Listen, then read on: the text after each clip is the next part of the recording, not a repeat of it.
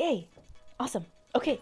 So, hi everybody. I have been wanting to make a video like this for a long time. So, this is a basic video about how to establish a mindfulness meditation practice. This is for anyone who's been struggling or has been wanting to or has more questions or curiosity about how to go about setting up a successful mindfulness practice. And I just like to start everything with a disclaimer. Number one, I'm not a meditation teacher certified or anything like that.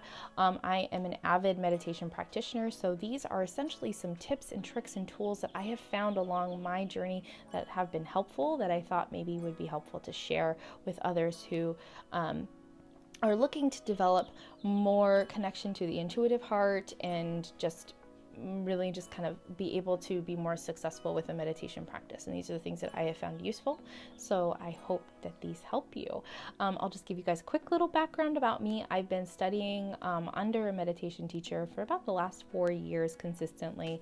And it's all been in traditional styles of meditation. So more so Vipassana, breath meditation, mantra, mala meditation, those sorts of meditation are very much rooted in traditional Buddhist practice.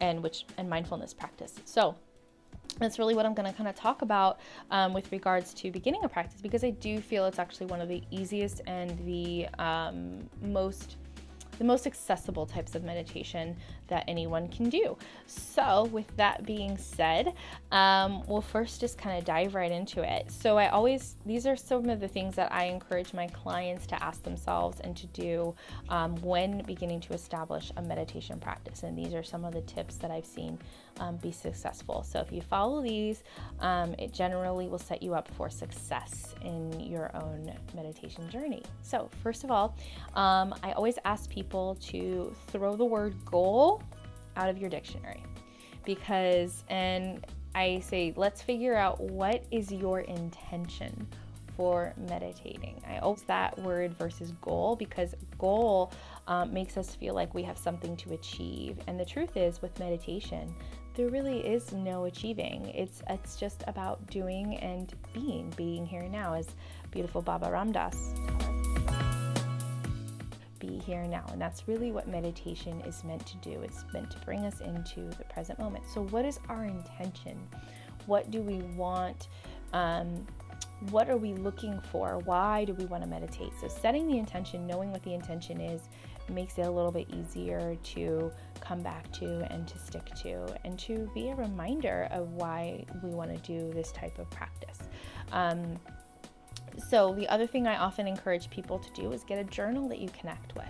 It's very important to have a place to put these insights, these inspirations, these things that may arise as we cultivate this space within ourselves, for things to come up. As we become more quiet, more still, we allow space for things within us to arise and come to the surface that we maybe haven't thought about before or haven't dealt with, because things have just been too noisy for us to even recognize that they're there.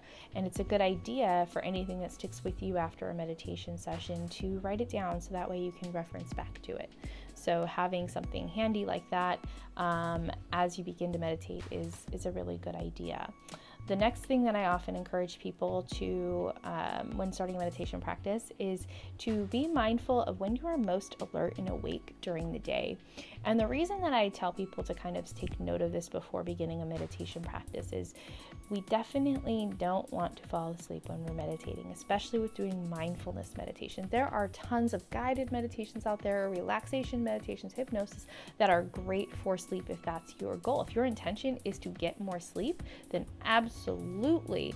But if you really want to develop mindfulness, greater awareness, greater conscious power, and do it for those types of intentions, you're going to want to meditate at a time of day when you are most alert and awake.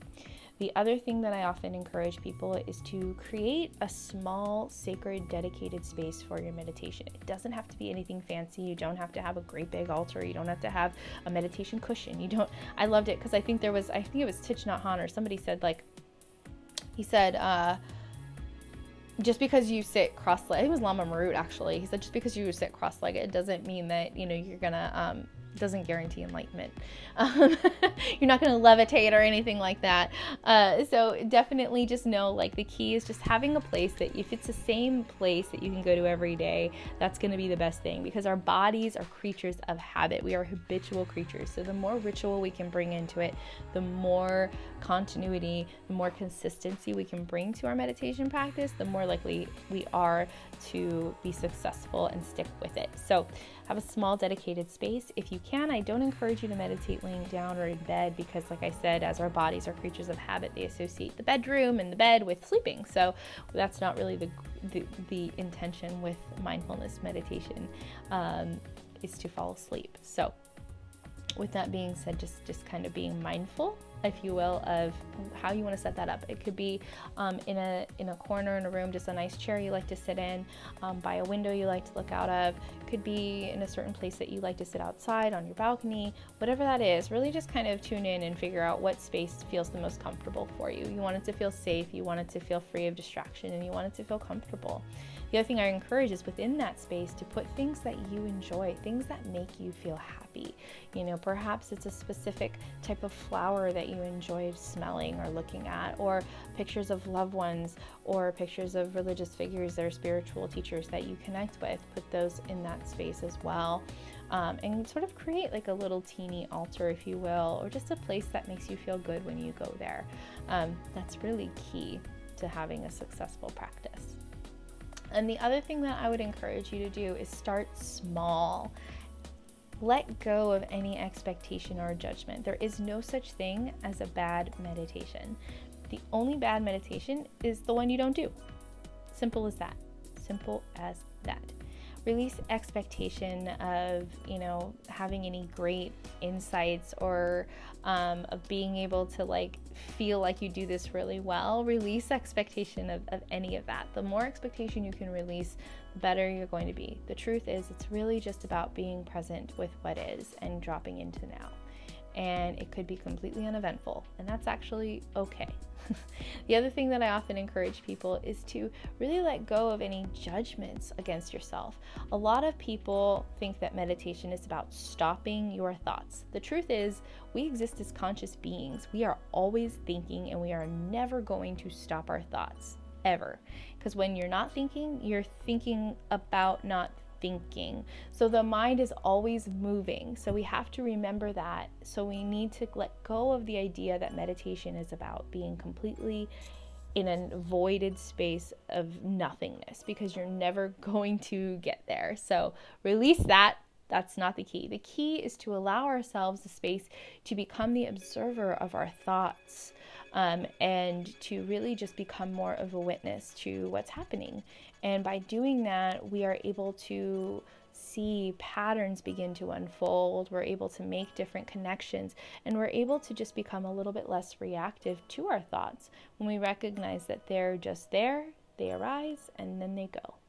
And that's really what we're doing. One of the best visualizations that I've ever been given or heard that's helped me understand how meditation works, or how to approach meditation, is the stream analogy.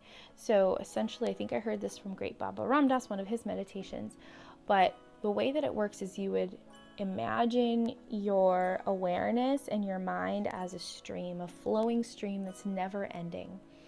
And instead of, there are leaves and things that flow within the top of the stream and flow down this river that you're sitting in front of. And with meditation, what we're doing is we're essentially watching the stream go by, but we're not following it. It's staying constantly in that one spot. And every now and then those leaves, they come down the stream, and it's easy for our eyes to get caught on the leaf and then follow the leaf and follow the leaf and follow it down the stream. The leaves are like our thought. So ultimately with meditation, that's the intention, is to just bring ourselves back from following the leaf right back to where we were. And it's in those moments that we recognize and we come back. Those are the moments that we should really truly be celebrating, because that's the moment where awareness, present moment awareness, is coming in. We've recognized that we've fallen away from our anchor, and now we're coming back. And that is what meditation is. That's the golden nugget. That's the juicy juice. That's the happy juice. That's the moment when you go, yay, I'm recognizing, I'm bringing myself back. And you want to do it with a loving compassion and gratitude and just absolute gentleness.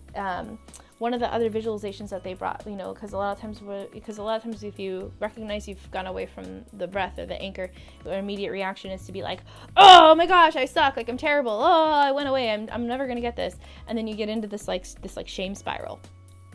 Pull it back. No, you don't want to do that. You don't want to be so hard on yourself. You want to imagine yourself bringing your back to the breath, bringing your awareness back to the breath, or whatever the anchor is. If it's the music, if it's the chanting, if it's the bead, whatever it is, you want to bring it back with the gentleness, the gentle awareness, and imagine just as gentle as like a feather floating to like a soft pillow.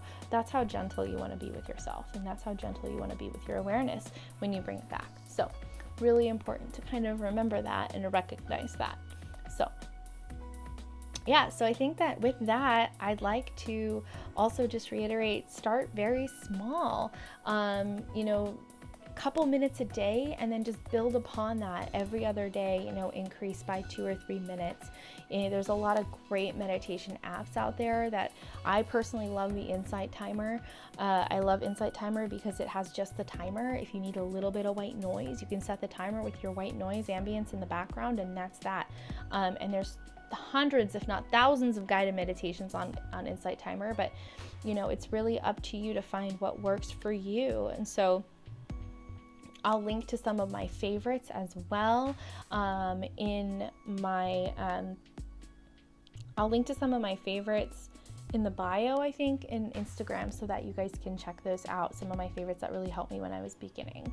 And then, of course, I hope to have some recorded ones up there for, people to kind of go to every single day, and it just build upon itself. That's ultimately my goal. So I'm going to be working on putting that together for you, and I will give you an update when those are available.